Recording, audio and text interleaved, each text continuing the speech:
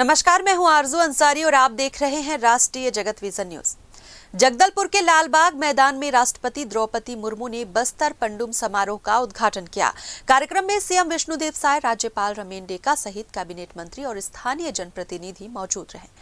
बस्तर की समृद्ध जनजाति संस्कृति को विश्व पटल पर लाने के लिए 3 दिवसीय बस्तर पंडुम कार्यक्रम का आयोजन किया गया है, जिसका समापन 9 फरवरी को केंद्रीय गृह मंत्री अमित शाह करेंगे। बस्तर पंडुम कार्यक्रम में आयोजित प्रतियोगिताओं में 54,745 लोगों ने रजिस्ट्रेशन कराया है। जिला स्तर की कड़ी प्रतिस्पर्धा से जीत कर आए 84 दल और उनके 705 चयनित कलाकार बस्तर पंडुम कार्यक्रम में अपनी कला का जादू बिखेर रहे हैं। इन 3 दिनों में जनजातीय नृत्य की थाप, पारंपरिक गीतों की गूंज, स्थानीय व्यंजन, पेय पदार्थ और नाटकों का मंचन आकर्षण का मुख्य केंद्र रहेगा।